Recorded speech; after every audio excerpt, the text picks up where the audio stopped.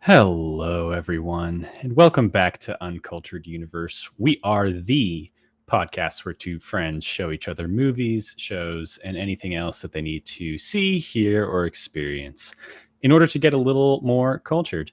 I'm your host, Joe, and I'm joined as always by the uncultured Justin. Hello, hello.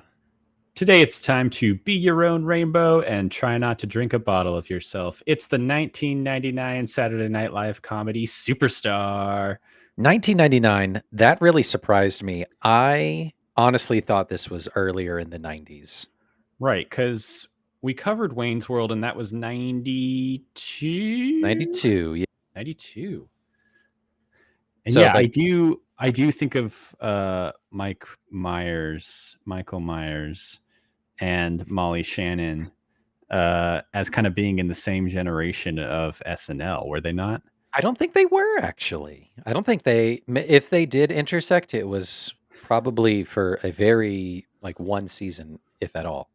Mike Myers may have been like very late 80s, early 90s with like the Dana Carvey of it all, because they were doing like early Bush. Yeah. And then Molly Shannon, I know, was like maybe mid to late 90s to early 2000s because she was with Will Ferrell. So maybe a little bit of intersection there. All right, let's see. When was she on SNL television? Saturday Night Live, 1995. Okay, so Mike Myers was on SNL from 89 to 95. Molly Shannon was 95 to 2001. So there probably Wow. was a season where they overlapped. Or maybe not. Maybe it was tail end, you know? We grew up, we randomly had these like DVD box sets of four different SNL people where they would just like compile sketches together onto Yeah. DVDs because we Yeah. didn't have like cable or anything. So we just had like a shit ton of DVDs at our house. And so we had Mike Myers, I think Chris Kattan, Tracy Morgan, and then Sherry O'Terry. What And a those all mix. kind of mixed together. Yeah. Yeah. It Yeah. was kind of a crazy mix. That's Um, wild. I remember doing the same thing in college. We would watch like the best of Jimmy Fallon, the best mhm. of It was the like best of this. Yeah. that crew, the Fallon era, the Fallon years. Uh, So I guess you do have like the Mike Myers, Dana Carvey years transitions into Molly Shannon, Will Will Ferrell, Ferrell. among others, and then that eventually gets you to like the 1, 2, 3 punch of like Keenan, Sudeikis, uh, who else? Andy Samberg, Yeah. Fred Armisen, and then getting into Kristen Wiig. And wow, Yeah. I think that's like when SNL, in my opinion, like reached apex, yeah, apex predator kind of thing. Uh, in terms of just firing on all cylinders. It was in the daily zeitgeist conversations of like, did you watch SNL last night? All these digital shorts with this guy, Andy Samberg. He does these yeah, raps and they're crazy. Like, but like the season or like cast before that, like that we were talking about with Molly Shannon, Will Ferrell, that kind of stuff. I think that's more of like the golden era of yeah. SNL. Even though, we talked already about the early 90s, late 80s, Dana Carvey, Mike Myers, that kind of thing. But it No, did I would kind of dip agree. for a while. Yeah, you did because you had like Tina Fey and Amy Poehler in there earlier as well, and then for a lot of people in our generation, it really hit with like the Lonely Island of it all, and so that was kind of Yeah. like the before versus after. Right. Um, and I mean, we're talking about SNL movies this miniseries. I suppose they are still making movies based off of SNL properties. Like they just came out with a movie about the group of guys who's like the Lonely Island follow up. Please Don't Destroy. They had their own movie. I don't Oh, know if you saw that. I did not. Um, and but specifically, one thing I noticed with Superstar, the movie that we're covering here, is that in the opening credits there was like an SNL Studios. Like, did That you see surprised that me on your too. end? Yeah, I saw that and I was like, whoa, SNL Studios. I don't remember ever seeing that title card anywhere or Yeah. hearing anything about that taking off. Yeah, I mean, so they have Wayne's World in the early 90s. That becomes a hit, like financially, even more so than like critically. Yeah. And so that obviously puts some juice behind the idea like, yeah, let's translate some of these popular SNL sketches, shows, scenes, we'll never land on the right word there, No.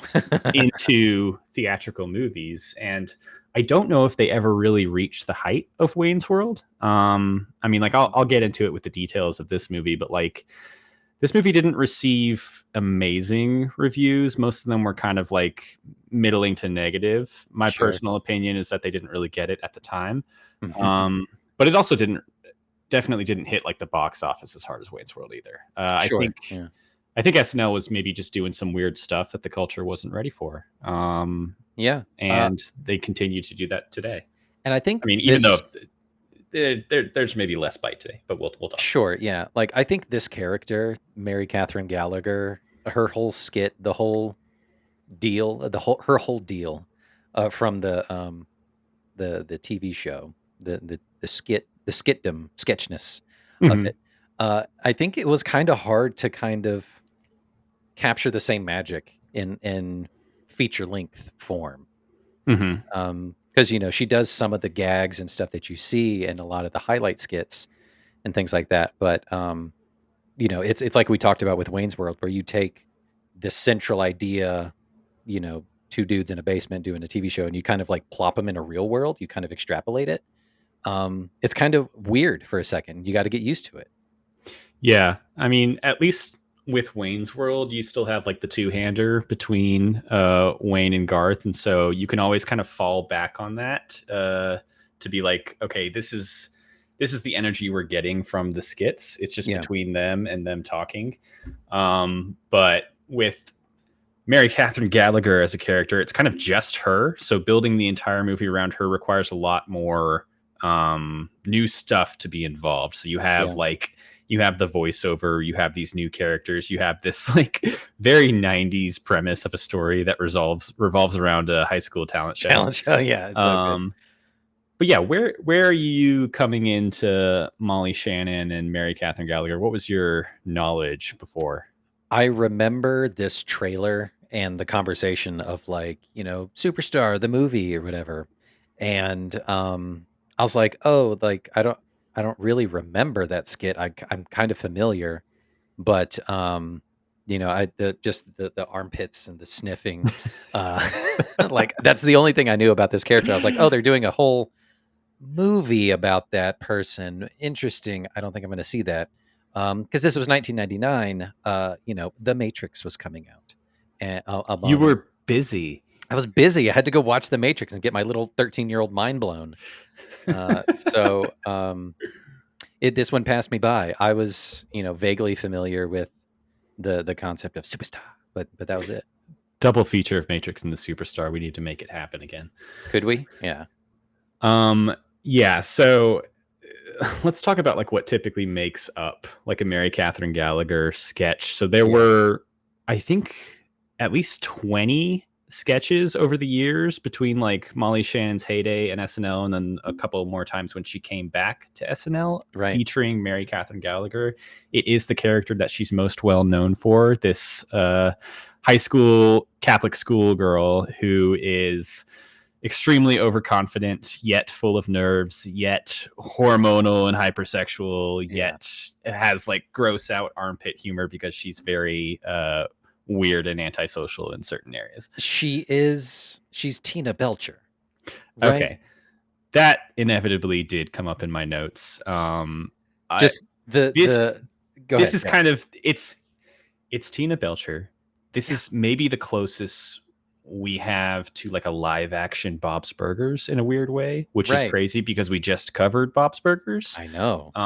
But yeah, the Tina Belcher energy is coming off the page with Mary Katherine Gallagher. It's a level of like she's so inside her own head, she constantly gets in her own way, and yet she can't help but just be like bursting forth with these like hormonal teenage girl energy and all the awkwardness that comes with it.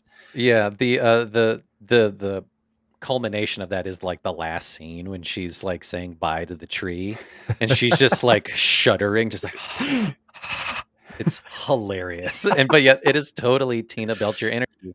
I totally get why you love this movie and you love Bob's Burgers and all that, 'cause it's the connection that you didn't know was happening in your brain. Yeah, my final note. So you hear Mary Katherine Gallagher narrating the movie the entire time, and in the final scene, like you're saying she has been talking to a tree the whole time, which is like one of her former flings because she used to like make out with trees, and so she's essentially like breaking up with it because she's like, I'm with Slater now. So Um, fucking funny.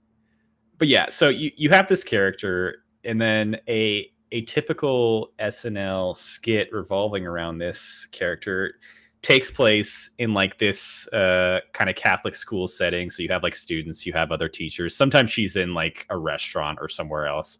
But it's very much like, oh, this is like a straight laced high school. Some sort of event is happening, and then she runs in immediately, wants to introduce herself to everyone as Mary Katherine Gallagher, full name only. It's great. Um, and then attempts to do something with a level of overconfidence, ultimately gets shut down, always wants to express her feelings in a monologue from a made for TV movie. um, One of the best things about Molly Shannon in this character is how much she commits to acting out those monologues, and Yeah. how it never like makes sense within the scene itself. She always picks the most random monologue from the most random movie, but it's clearly like, this is how I'm feeling at this time. Yeah. And I mean, the background that they build out within the movie is that she is the rewind girl at a VHS rental store. And Mhm. so this is a girl who basically lives her life through movies. And so that's kind of the only way she can express herself. And then the skits typically end with a level of like extreme physical comedy. So oftentimes it's Molly Shannon just like destroying the The entire set. set, Yeah. like getting like way too exuberant and just like crashing through a wall or like knocking down several toilet stalls. Yeah. Like I think I read or I listened to Molly Shannon's autobiography a couple years back. I wish I could remember more, but I know it was a point that they had to like really make sure a lot of the sets where she acted were like OSHA certified and safe Structurally and like sound, yeah. cushioned, Uh-huh. because there was no surface she wouldn't have a chance of just like smashing her body against, basically. I know. Um, Amazing. yeah. So you have this character. It's the breakout character for her. They decide to build a movie around her, giving her a grandmother character, giving her a more fleshed out school environment, and then, like I said, you have kind of a pretty standard '90s kids movie storyline where like she's got to win the big talent show to get the ticket to Hollywood to star in as an extra in a movie with positive moral values. That's so funny. The when they unfurl that giant banner and it's just wall to wall text, it's amazing. Help us fight venereal disease. Oh Um, god, that's right. Oh and man. then you've obviously got some SNL folks coming over, mainly Will Ferrell being a new character introduced here, the Yeah. dual role of Sky Kerrigan and Jesus, Oh man. which I I was totally not ready for forgot. that. Was not ready for that. That was yeah. Is he credited as both? Yeah. Oh yeah. Amazing. That's great. Yeah. I completely forgot he was playing God in this movie as well. Um, Yeah. but yeah, incredibly quotable movie in my household. Screaming "You're horrible" at each You're other. horrible. You're horrible. Um, Slamming the door at each other. That's amazing. Acting out like her acting out Sally Field as Sybil in Sybil. We'll never get old. Putting on a Puerto Rican accent. It's such a choice, and it's so fun to like see them like these SNL characters just kind of just evolve and kind of just like take the ball and run Yeah. based on these little bits of exploration that they've done.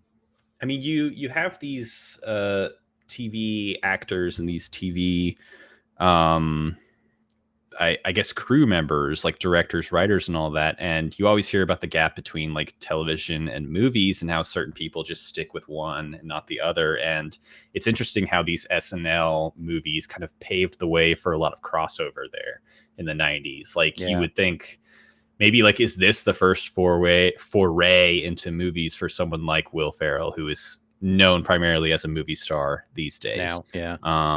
And I Molly think Shannon, and then Mike Myers, and all that. It was a natural stepping off point for a lot of them.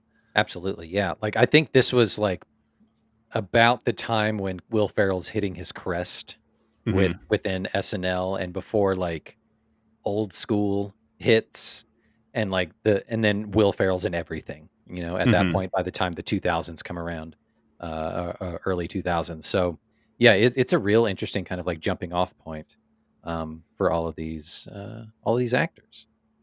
Let me give you some stats here. So we're talking about Superstar, released in October of 1999, Mm. directed by Bruce McCullough, who was also a writer on SNL. Makes sense. Starring the incomparable Molly Shannon, Will Ferrell in a dual role, Harland Williams as a 40-year-old playing a teenager. They're all 40 Um, playing teenagers. it's insane. Um, Uncultured Universe fave Elaine Hendrix. Oh, that's right. Shout out Elaine.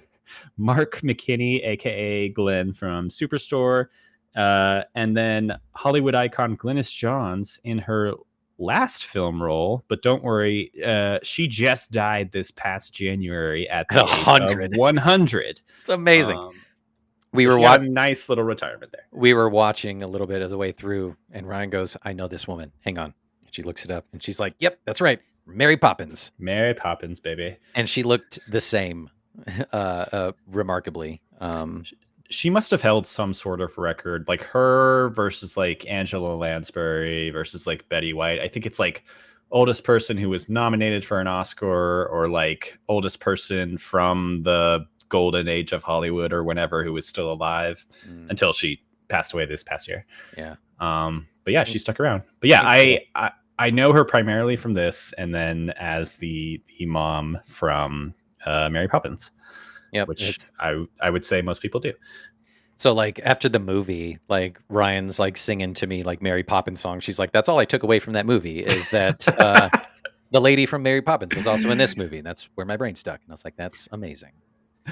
I also had a note here. I don't know if this is correct because it was on Wikipedia, but Mark McKinney, who plays the head priest of the school, his official name is Father Tylenol Ridley, What? which made me laugh. Um, this movie made 30 million against a budget of 14. Not too bad. Not too But bad. received mostly negative reviews because the world was clearly not ready for it at the time. Hey, Justin, how did this movie fare in the Jackson household? Um, so this admittedly was not a like an LOL type of movie, a rolling a raffle kind of movie, rolling on the floor. Mm-hmm. Um, it still had its ridiculous scenes and that jumped out. Like I wrote down some of my favorite stuff that jumped out from it, which is just the most ridiculous things that jumped out from the movie. Mm-hmm. Um, I kind of got the same kind of feeling from watching Wayne's World. It's just like sometimes the comedy doesn't translate over or hit as hard as maybe an SNL sketch would because you have the live aspect of it, you have the audience participation of it, kind of like Yeah. lifting it up a little bit more. And that's the trouble with with comedy. Period. I think, but Yeah, you know, so much classic 90s use of the R slur in this movie, too. Oh man, yeah, that was also like, oh, that's right. It's 1999. It's 1999. Mm.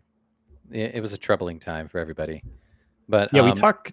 I mean, we talk about like the similarities between like the Bob's Burgers universe and Superstar in terms of like the zany characters and the central Mary Katherine Gallagher being very much Tina Belcher coded. I I was also thinking while watching this, it's kind of a precursor for a movie that came a few years later that I'm sure you've seen, Napoleon Dynamite. oh yeah, definitely.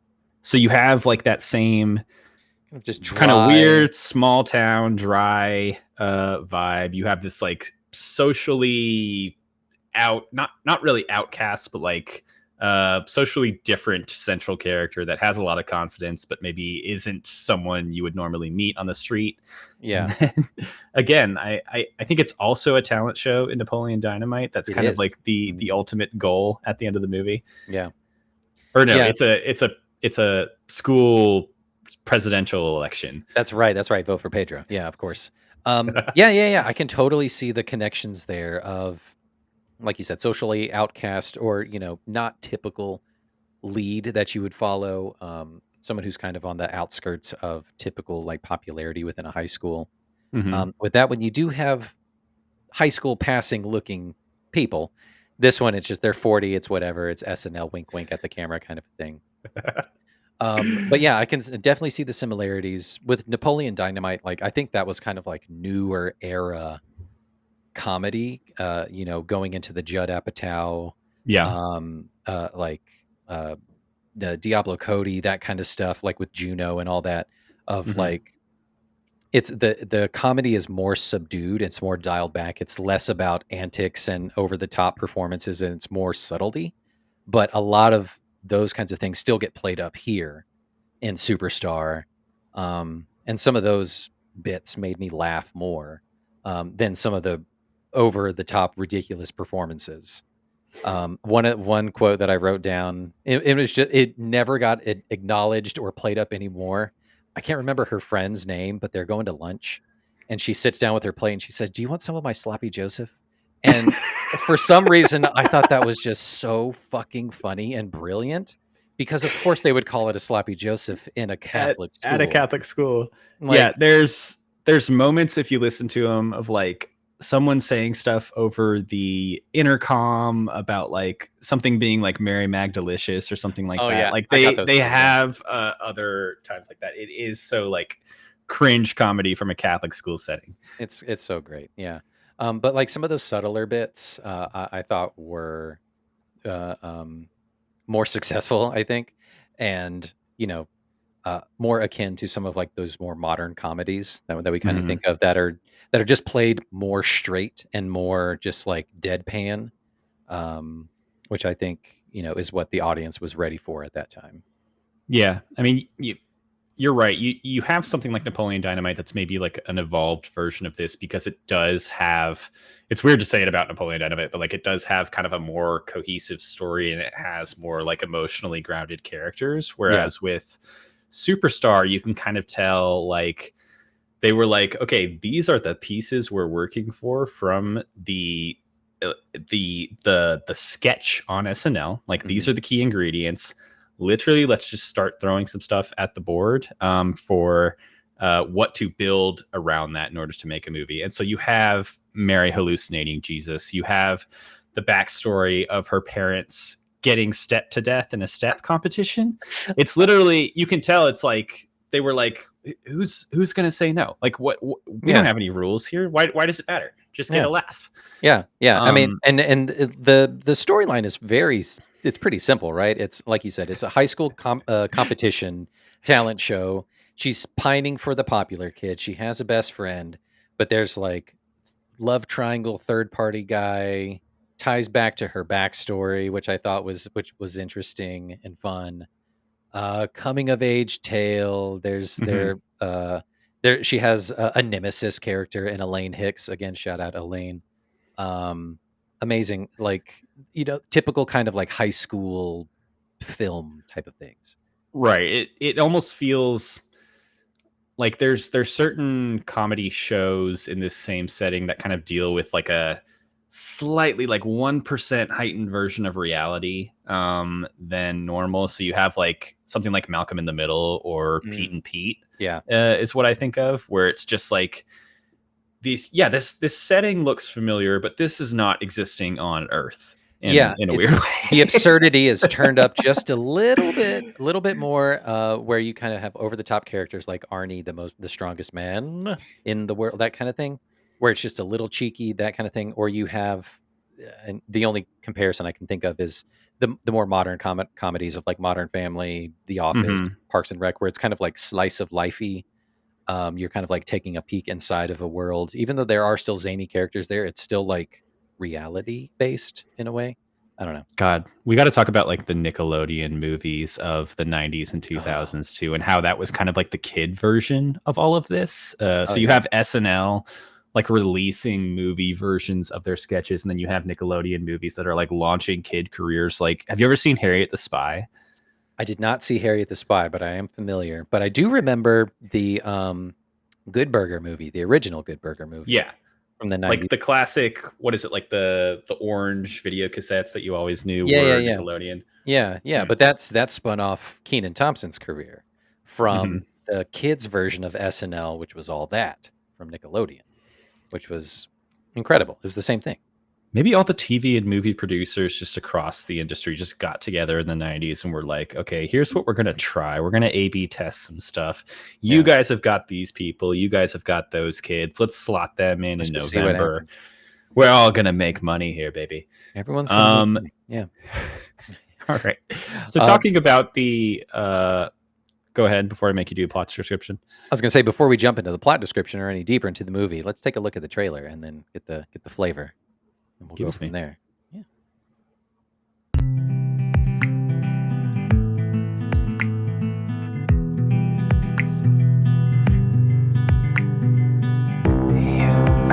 Down just like Holy Mary, Mariana, Mariana Cross. Not just another Bloody Mary, Mariana, Mariana. You go down just like Holy Mary, Mariana, Mariana Cross. Your beauty never ever scared me, Mariana, Mariana Cross. Superstar. Justin once again proving that this podcast is actually a front and his true skills lie in creating beautiful TikTok worthy fan cams of the movies that we cover. When are we releasing the album for these things? Fall 2024. Stay on the lookout. We're gonna partner with Matt from Puppy Songs, and he's gonna help us do it. It's gonna be great. Maybe I don't know. Uncultured Universe Hits Volume 1. Volume one, Um yeah, hitting yeah. your eye holes and ear holes. TBD. Yeah. Releasing TBD. only on compact disc. Okay, a little bit of retro stuff. Um, yeah, let's go ahead and do this plot since we kind of danced around it, and we'll dig into it a little bit more. Might be deceptively hard, but let's see. All Might right. be. 1 minute to give you the plot of Mhm, Superstar. Are you mhm. ready? I'm ready. Let's do it. Ready, go. Superstar centers around Mary Katherine Gallagher, who is this exuberant 40-year-old child in Catholic school who just loves life and just is a horny teenager. And she wants to perform in the local talent show so she can go to Hollywood and star in a film with upstanding moral values. But she's also pining after the popular kid who is Will Ferrell. But she also has a friend, but she also has an enemy. Once again with Elaine Hendrix. So she's going to practice and she's going to do the thing, but grandma says no because your parents died by getting stomped to death because they were Irish step dancers. So you can't perform. And she's like, no, I'm going to do it. And she's like, well, if you're going to do it, you can do it the right way. So like she gets with the other kids in her special ed class and they put on her performance and she wins. And but then there's like this kid that she saved his life, which was from the first scene, and it's Harlan Williams, who is a motorcycle driving high school kid, and they fall in love, and it's great. But she's making out with the tree the whole time. The end. Justin, that was pretty good. That was pretty good. You It kind was of all things we talked you about. cut. Yeah. Yeah. I mean that covers the beats of it. It's really just like we were saying. Like it's how do you expand upon the plot of a single skit that takes place in a single room most of the time and build a Mm, story around that? And you can tell what they do is they take like I would say like every recurring SNL skit has the beats that they always hit, that you can always expect. That kind of yeah. makes them fan favorites. And so you have Mary Katherine Gallagher giving these monologues. You have her being kind of like overly exuberant with her emotions, and then you have her like wrecking shit. And so they take that and they just essentially drop those pieces into what would otherwise be kind of just a generic Yeah. teen comedy story. And there you have a movie. Yeah, they were pretty Um, smart about it too, because like if you were to ask anybody like who Mary Katherine Gallagher was, or like who is this character from SNL, they'd be like, oh, that's the chick who does this, right? And she's like always knocking over shit. And they'd be like, well, they're going to make a movie of that. And be like, how are you going to make those two things be a movie the whole time? And it only happens like twice, right? She only does the yeah, armpit thing once, and she like knocks over the chairs in her typical fashion. She strikes the superstar pose once or twice too. So they were there sparing in the one-to-one onesiness of skit to movie. it is the pieces that are from the skit specifically are, yeah, it's like you're saying, they're almost like little cameo callbacks where you could remove them from the story and it would probably be fine.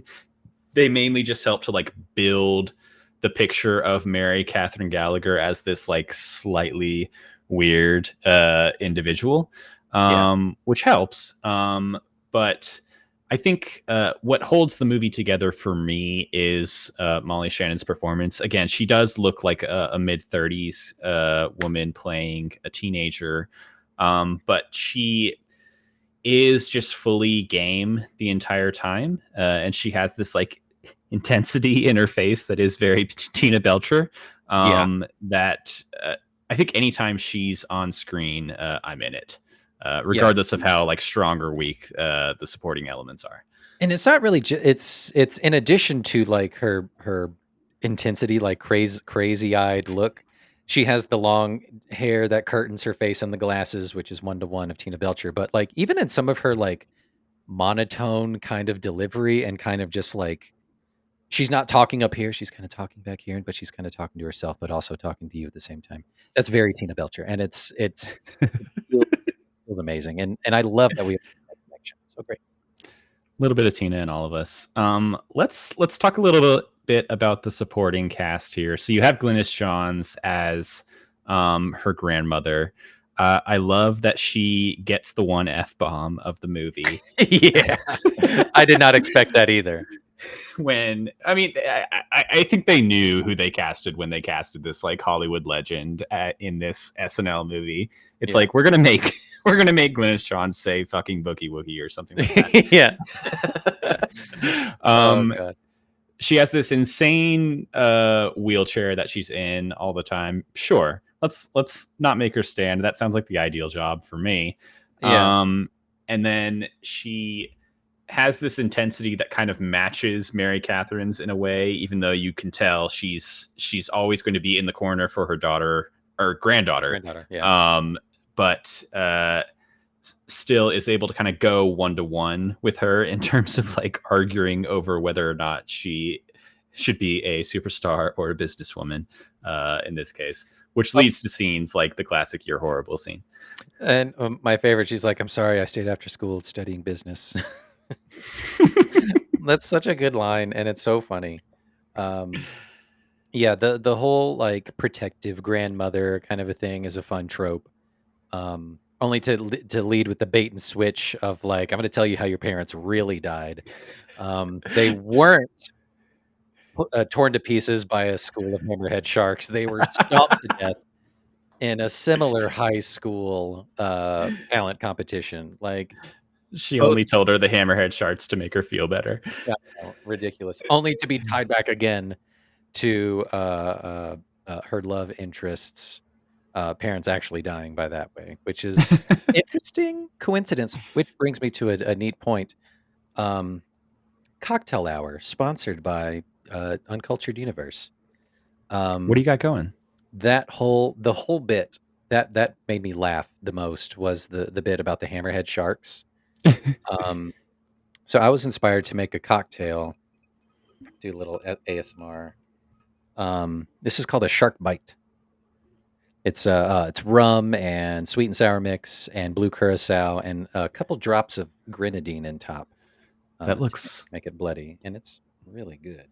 vibrantly blue. It Wow. is. It is violent. Yeah, it's like a coolant fluid for your car. It's How good. does that taste? Very good. Like the beach, Okay. like a vacation.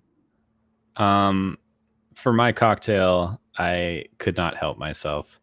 Um, I'm calling it a bottle of yourself, and it's a bottle of Evian. You specifically went out and bought Evian. I love I it. specifically went to the gas station down the road from my house about an hour ago to buy a bottle of Evian in honor of Elaine Hendrix, villainous character in Superstar, who Shout is out to named Elaine. Evian. Just so Shout out to funny. Elaine, fan favorite when we watched The Parent Trap live at the Plaza Theater here in Atlanta. Yeah. I don't think anyone got more applause when they came on screen than her character. It was kind of tied between her and like Chessie. Oh yeah, Yeah. those two. Who But this was also are a best wussy friends event. in real life, I think. Are they? Amazing. Mhm. Which this was a wussy event, so like, you know, like we're gonna cheer for the like the strong lesbian character who pops out. But also, you know, we love a messy villainous, heinous creature that Elaine loves to play, apparently. We love just an uncompromising bitch. Yeah. in like a yes queen kind of Yeah. way. When she came on screen and I was like, Elaine Hendrix, that's amazing. She loves to play a villain.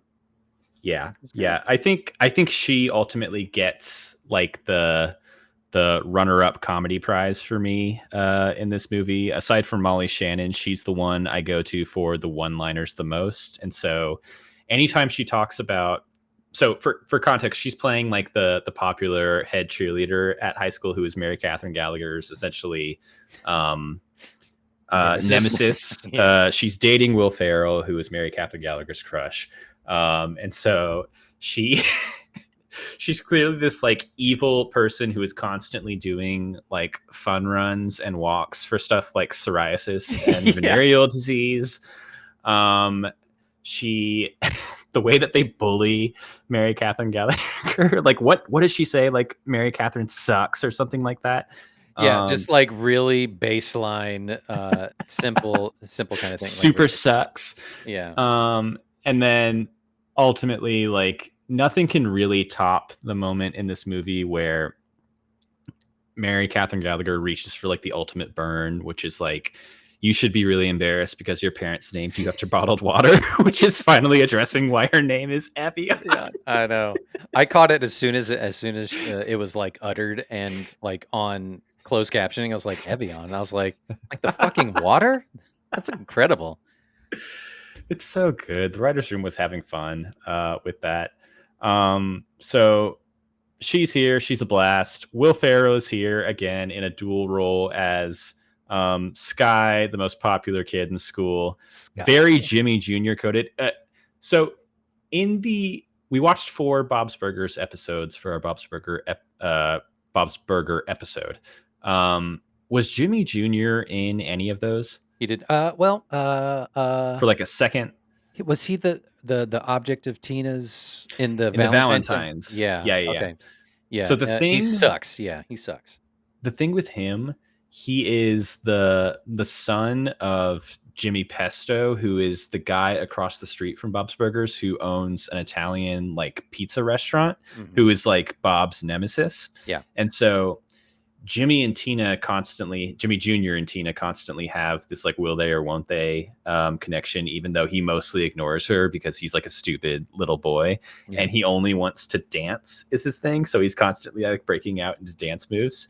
Very Sky Will Ferrell in that. Extremely Sky in this movie.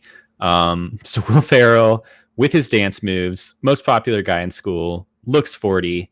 Also playing Mary Katherine's subconscious version of God when he comes to her in a vision, who seems like a pretty chill dude.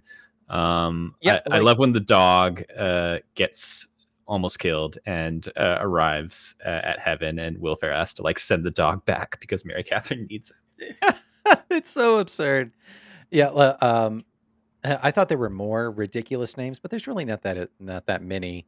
But like Evian and like Sky and Slater are like such hilarious names. But then like everyone else kind of has just straightforward names. Mary Katherine and Maria and Summer. Like except for Father Tylenol Ridley, apparently. Tylenol Ridley, like insane. Like we can do whatever we want. Like this is an SNL sketch. No one literally expects nothing sillier from us. This guy's name is Sky Corrigan. Like, uh, yeah.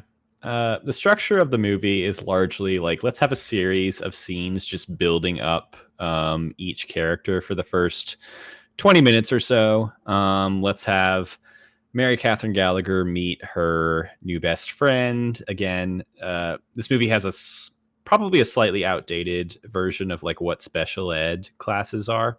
yeah. It's really just like mainly like the weird kids in this movie. Mm-hmm. Meets her best friend there. They have some moments, and then, like you're saying, there's a large unveiling of this massive poster for a talent show to fight venereal disease, which then becomes the one and only goal that Mary is fighting for. Yeah. Also, there's the early career surprise to me appearance of a young Tom Green. Oh, tell me more about that. Is he like the crazy, like mean bully kid? Yeah. He went on to have like a ridiculous comedy career on MTV. Like the following year, I think it was like the early 2000s, maybe around this time too, late Mm-hmm. 90s. Just this off the wall character, performer, comedian. Um, Was he the yeah. guy who was married to Drew Barrymore for like a second? Yes. Okay. He's in one of the The Charlie's Angels. one of the Yeah. Charlie's Angels movies. Yeah. Yeah, Yeah. Yeah. he was married to her. That's right. I forgot about that. Yeah, he showed up, and I was like, "Huh, this is a very '90s movie." Yeah, with him in Uh, there. all right. Let's talk through some final thoughts here before we get into end games. So as we talk about SNL movies as part of these miniseries, is this something you would want to see come back, like with the way that SNL is working these days? Do you want to see them kind of build on a single character? Do you watch SNL these days? I don't watch SNL these days, so I wouldn't have any like room to speak to like, oh, it would be great if they did a sketch like this, Hmm. because I'm not too familiar with it, and I don't think honestly, like, I think they've fallen out of favor of just the zeitgeist of like what they used to be in this era, Yeah. even through the early aughts, um, because no one has cable anymore, right? Anyone can watch whatever they want, whenever the hell they want, which kind of like shoots in the foot of this kind of programming, right? On once a week at the same time slot, kind of a thing, but it's only on cable. Hmm. Um, every once in a while, you get highlight skits or whatever that gets shown on TikTok or Instagram or whatever. But yeah, I'm not too familiar with the current lineup of anybody or like any memorable characters I think this time. I think Saturday Night Live as a jumping off point for these television comedic actors to get into film is still like present today, but I think it's evolved to the point where it's less about like, let's focus on a single character that they play and more about the actors themselves being breakouts. So you have like someone like Bowen Yang on SNL these days who is showing up in more and more movies, but it's more about Yeah. like him as an actor and as a presence rather than like any specific character being played. Yeah, kind of It's like what Jason Sudeikis kind of did. Mhm. He didn't have like one specific character that propelled him. He was just a really strong comedic actor. Yeah. And then that's led him to do really, really, really great things with like Ted Lasso and things. Yeah, I think Um, you start to see that turn in the Sudeikis years, like with Amy Poehler, with Tina Fey, with Sudeikis, with Bill Hader, Fred Armisen. They all just kind of like develop comedic presences on their own and then bring that into whatever movie, TV project they work on next. yeah, and I think like the last movie, Nick, correct me if I'm wrong, based on an SNL sketch in recent past, I guess, would be MacGruber. Yeah. I mean, other than like the Lonely Island stuff, the Please Don't Destroy stuff, but is MacGruber SNL? Yeah, MacGruber was an SNL sketch. Yeah. Will Forte, right? Will Forte, yeah. Yeah. Yeah. Yeah. I never saw it. I never saw the movie, but but that's my only touch point there. Well, good to know. Yeah, good to know. All right, let's kind of wrap up some thoughts about Superstar. I'm constantly wishing I had more Bob's Burgers episodes I could have shown you, because Molly Shannon does in fact play a recurring character on Bob's Burgers. Her name is Millie. She is in Louise's grade, and she's often kind of posed as the Hannibal Lecter to Louise's Clarice Starling. She's psychotic. She's constantly stalking Louise and wants to be her best friend. She knows everything about everyone, and she's just like crazy in the head. And it's Molly Shannon playing this like young blonde girl.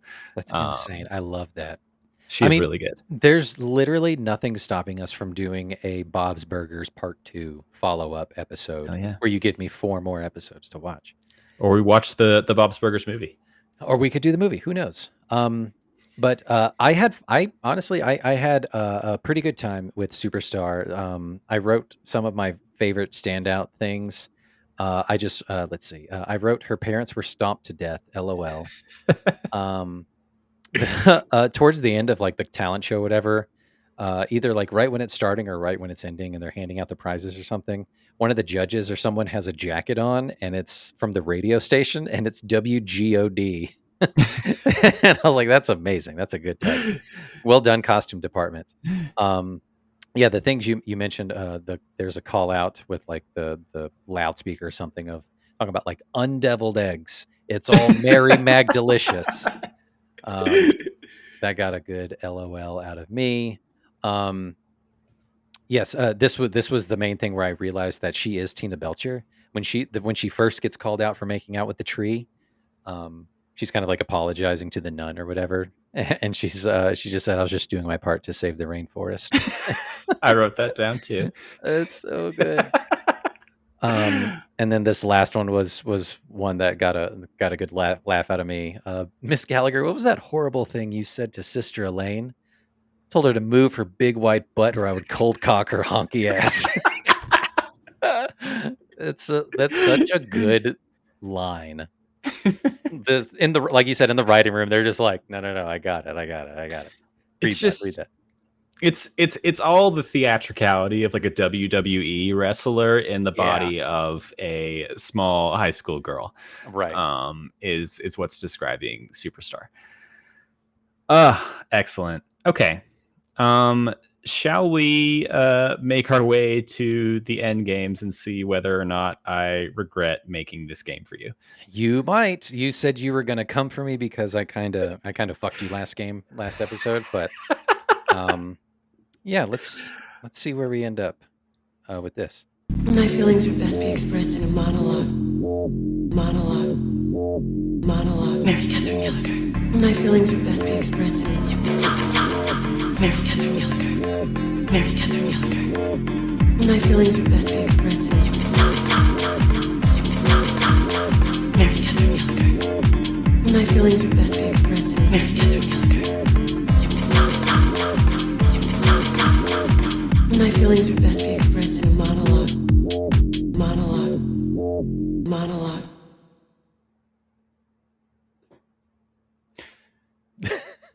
Welcome, Justin, to Mary Katherine Monologue Mania. Here's what this is. We all know that Mary Katherine Gallagher best expresses her feelings in monologue form, preferably from a made-for-TV movie, if we can find it. Okay. In that spirit, I have come up with a guessing game, as we are wont to do on this podcast. Yep. Here's how it works. Okay. I will perform a monologue from a movie that we have covered on this podcast, and you will have to tell me which one. Pretty simple, right? Great. What's the catch? Here's the tricky bit. And you're going to have to remember.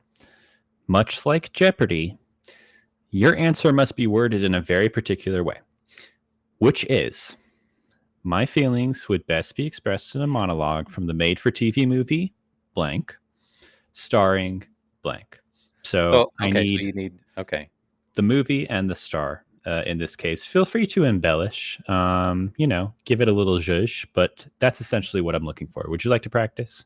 So my feelings would best be described in a monologue from made-for-TV movie blank. Okay. Starring. Blank, yeah.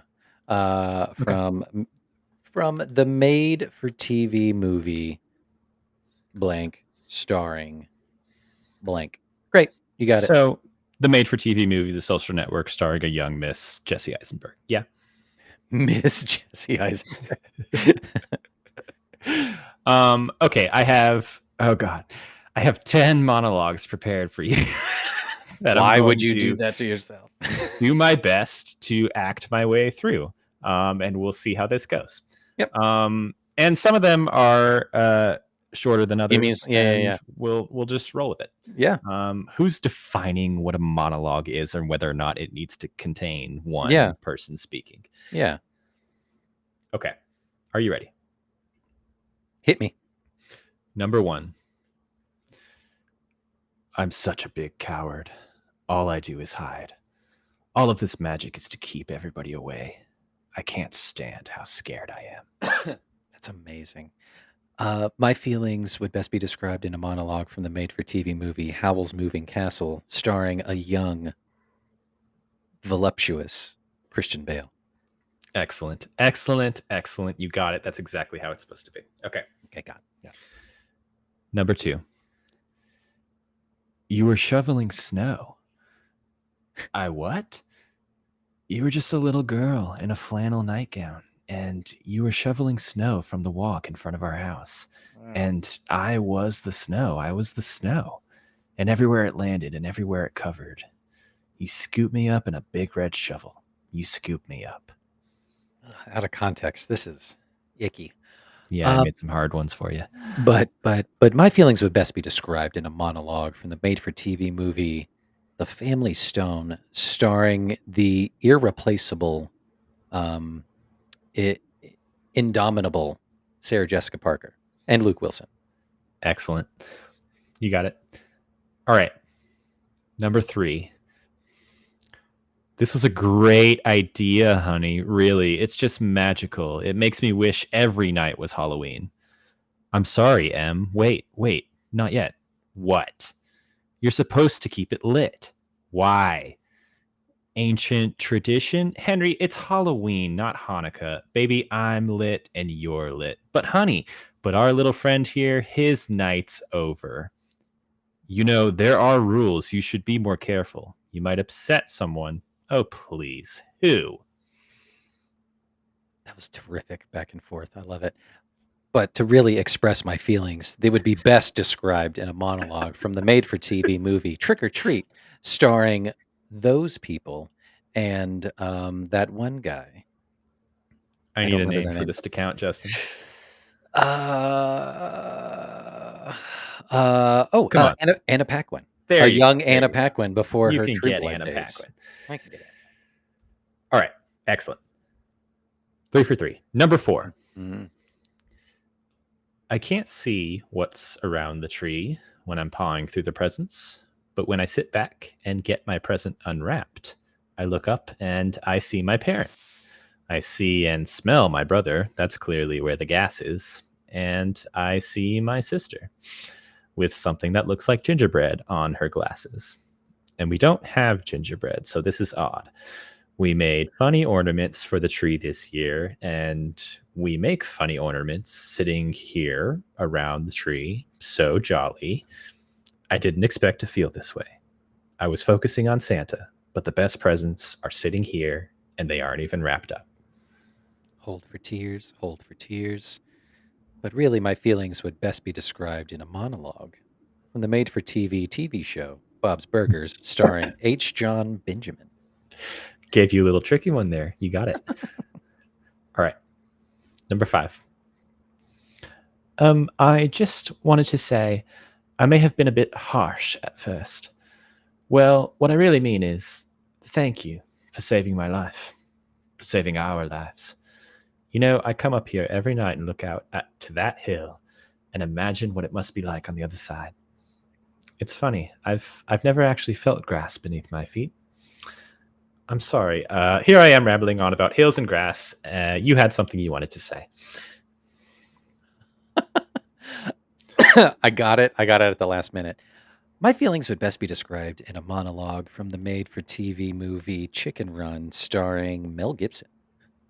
Starring Mel Gibson. Are you looking at our list of episodes right now? I'm looking at the typed thing that you wrote down. My feelings would best be described, just so I don't forget. I'm trying to read what's on your glasses. Okay, excellent. Number 6. And I suppose you just expect me to go weak at the knees and fall into your arms and cry hysterically and say we'll just figure this whole thing out? A bicontinental relationship with our daughters being raised here and there, and you and I just picking up where we left off and growing old together. And come on, Nick, what do you expect? To live happily ever after? Yes, to all of the above, except you don't have to cry hysterically. Oh, yes, I do.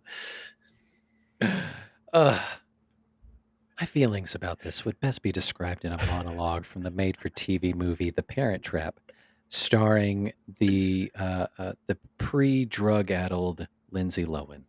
Oh, yes. Oh. 6 for 6. All right, number 7. What the hell does that have to do with anything? That will prove I'm over Joe because I fuck somebody? Harry, you're going to have to move back to New Jersey because you've slept with everybody in New York, and I don't see that turning Helen into a faint memory for you. Besides, I will make love to somebody when it's making love, not the way you do it, like you're out for revenge or something. What a way to put it. Well done. My feelings would best be described in a monologue from the made-for-TV movie When Harry Met Sally, starring the incomparable Meg Ryan and the effervescent sweater-clad Billy Crystal. Sweater must be mentioned. Correct. All right. You're killing it. I made so many of these. I'm so many. Okay. Number 8. Leslie and I have an amazing relationship, and it's very physical. He still pushes all of my buttons. People say, oh, but he's so much older than you. And you know what? I'm the one having to push him away. We have so much in common. We both love soup and snow peas. We love the outdoors and talking and not talking. We could not talk or talk forever and still find things to not talk about. My feelings would best be described in a monologue from the made-for-TV movie Best in Show, starring Christopher Guest, a movie by Christopher Guest, written by Christopher Guest. By Christopher Guest. For Christopher Guest. Excellent. Okay. Only 2 more. You're doing great. Great. 3 weeks from now, I will be harvesting my crops. Imagine where you will be, and it will be so. Hold the line. Stay with me. If you find yourself alone riding in the green fields with the sun on your face, do not be troubled, for you are in Elysium, and you're already dead. My God. My feelings would best be described in a monologue from the made-for-TV movie Young Frankenstein, starring Gene Wilder. Incorrect. Would you like a hint? Yeah. Give me another monologue. This one's a trick. This one, take it back. I take it back. Some would say all the way back. To the very first episode that we did. Oh, Elysium. Oh, of course. Oh, so yeah, my feelings would best be described in a monologue for the made-for-TV movie Gladiator, starring Russell Crowe, from the episode that we did not release. From the very long first episode that is somewhere out there. Yeah. It's like 2 hours long. Yeah. We hadn't locked down the premise just yet. I got you on that one. Okay. Did, bitch. Number 10, last one. You thought I didn't know. I've known what was happening for quite some time. It just took me a little while to find a suitable alternative for Jacqueline. And that James Holt job was just so absurdly overpaid that, of course, she jumped at it.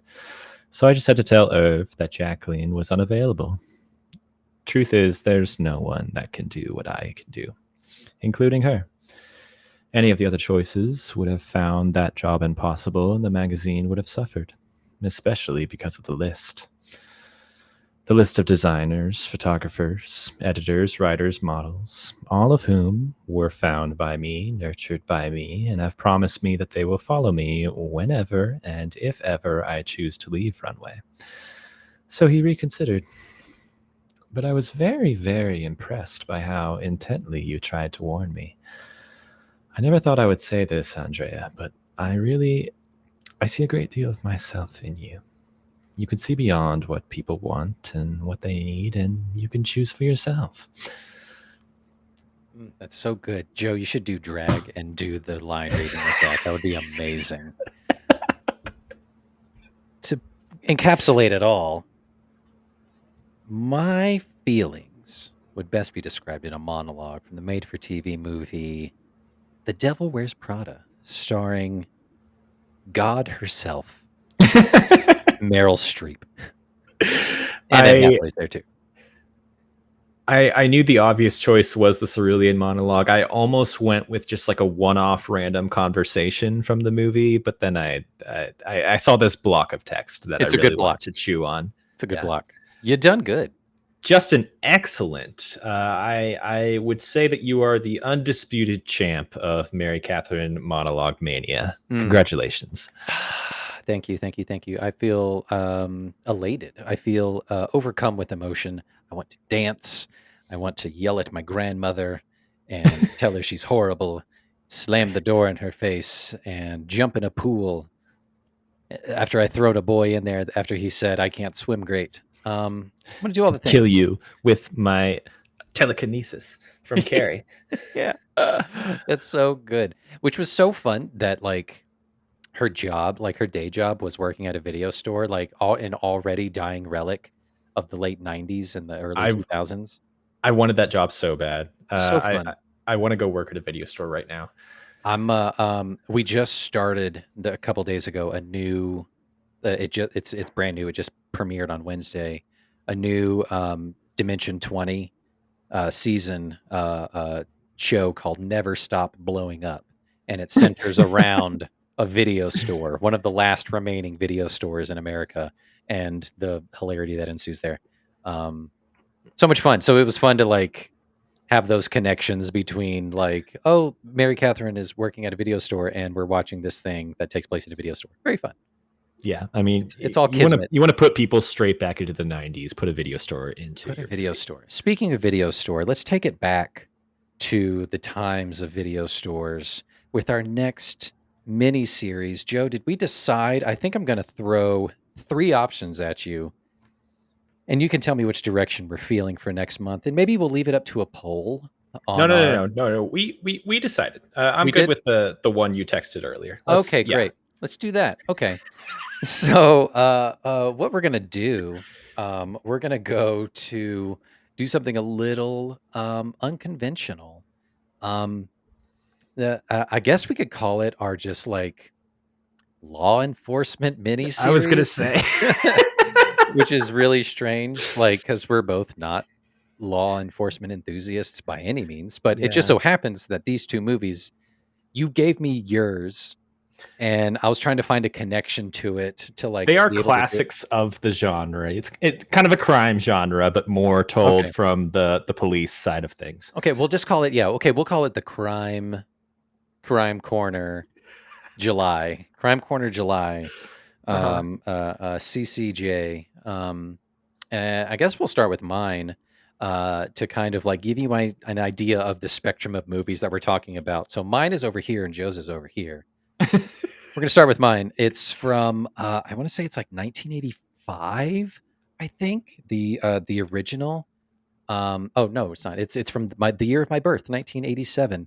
We're gonna be doing RoboCop. Robocop, which I have never seen, or any of the, I think, many sequels. There were many, and I only saw the OG. And I didn't see the remake that they did in like 2019 or something like that. That did terrible, apparently. But yeah, we'll start there. It's a ridiculous, over the top, hyper violent, crazy movie that I should not have been watching at 4 or 5 years old, but it is ingrained in my memory of like, yeah, I watched RoboCop a bunch, and we'll have a whole discussion about that. Of like, I can't imagine a child watching this so much. Um, Yeah. but we'll paint some background history and we'll go from there, and then we'll round out the month with your pick, which we'll disclose on the next month, the next I episode. I think a classic 80s action movie just falls right in line for Justin, and when I tell people what my episode is, it's going to fall right in line for me. Absolute Jonas. This would be great. And then I think from there, like we can look at some of these others that we have posted up. We got some foreign language flicks we're going to discuss. We're going to circle back to maybe some actors. Yeah. I think there's going to be a Winona series. I'm really excited for the Winona. That's coming up in the next few months regardless. We'll talk Yeah, Winona. we'll do that. We Um, might do some Jack Black discussion. We mhm. might come back and hit with another wild card month of doing a Bob's Burgers. Maybe that's when I throw in an album or something. I've been hitting Joe over the head with like, what albums have you heard or haven't heard that Yeah. were influential to me? So maybe we'll go back and do that. We need to go back into our text chain because we keep texting each other ideas for miniseries that are like bangers and then forgetting about them. Hmm. Um, We need to hire should somebody write to these come. down one of these days. We need to go back. We should get someone to comb through our data. We'll get big AI on it, and they can look at it. But yeah, that was the Uncultured universe that does SNL. It was a fun miniseries. This was great. Be sure to check us out on all the socials and at Uncultured Universe. Just do that there. Search for the hashtag. Catch us on TikTok, Instagram, YouTube, of course, and wherever you get your pods casted at. Check us out there. And we'll catch you for next month in July, where we go to Crime Corner July. Catch you guys later. Very exciting. Bye. Bye.